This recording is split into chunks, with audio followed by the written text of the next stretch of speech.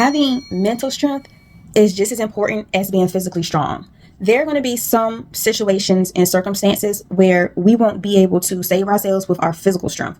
We will need to warn or get help consciously, right? Using our mind. So it's so important to exercise your mind. So let me tell you what happened when I was a little girl before my grandmother passed away. So I was around the age of 11 or 12 in grade school. And I do remember being in class and the teacher was teaching whatever the subject was, and this feeling just came over me out of nowhere. It was a nervous feeling, and it didn't feel good. It made me very anxious, and there was no vision that popped in my mind, but somehow I intuitively knew that something bad was happening with my grandmother, and I wasn't sure what it was. So the feeling just kept coming, and it would not release. It just kept coming and coming and coming. So after about 30 minutes of feeling this heavy energy, and then keep in mind, I'm only 11 or 12, something in me said, I need to go home. So I end up faking sick. I told the teacher my head hurt, my stomach hurt. I kept going back and forth to the bathroom, fake vomiting, my eyes watered up or whatever. And then my teacher ended up calling home to my mother, and she sent my stepfather to the school to pick me up. So he comes to pick me up and we go home. Now when I get home, everything's fine. You know, my mom was getting ready to give my grandmother a bed bath. My grandmother was bedridden. She had a severe case of Alzheimer's, and she had been living with it for 25 years. So she couldn't walk and she couldn't talk, couldn't do anything for herself. And she also had a feeding tube. So anywho, I seen my grandmother. I went in there, talked to her for a little bit, made sure everything was okay with her. And then my stepfather was going fishing, and he took me with him. So the fishing pier that he used to go to was about 8 minutes away from the house. And we get there, we start unloading the car with the fishing gear. And then all of a sudden he gets a phone call. Now we had just left home. He gets a phone call from my mom. I'm not sure what was being discussed, but all I knew, as soon as he hung up that phone, we packing everything up and we got to get back to the house. Now, by the time we got back to the house, which it was only 8 minutes, but the way he was driving, we probably got there in 4 minutes.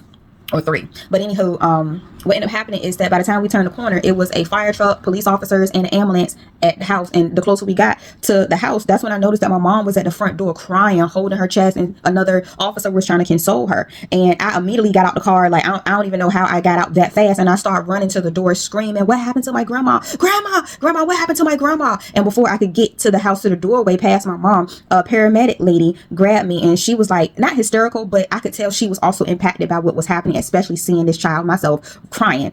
And she hugged me, and that's when she told me my grandmother had passed away. And I was crying so hard, and she held me so tight. That lady, I mean, kudos to her, because that mother nurturing stuff kicked right on in. And she held me, she was rubbing my head and, you know, talking to me and praying for me or whatever. So, you know, everything that had taken place, the coroner came to get my grandmother. But what happened is that years later, my mom was telling me the events that took place after my stepfather and myself left to go fishing, right? So she, like I said, was getting ready to give my grandmother a sponge bath. And she said she was talking to my mom, singing to my grandmother, and, you know, washing her down and, you know, rubbing her hair. And she said my grandmother just looked up at her and gave her this beautiful smile, right? Then she turned my grandmother onto her left side and was washing her backside. And that's when she felt my grandmother take this deep breath, and then her body went limp.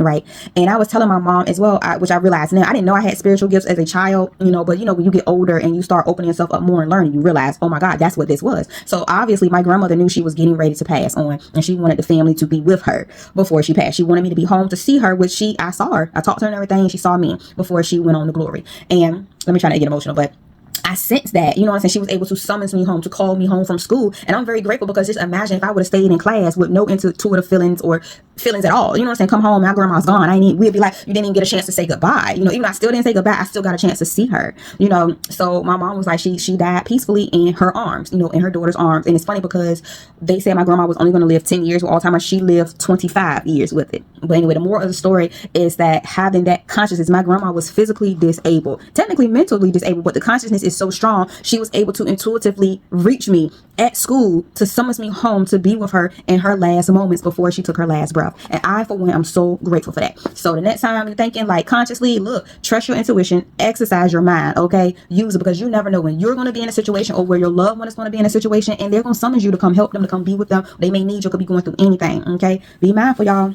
I love you guys. Bye.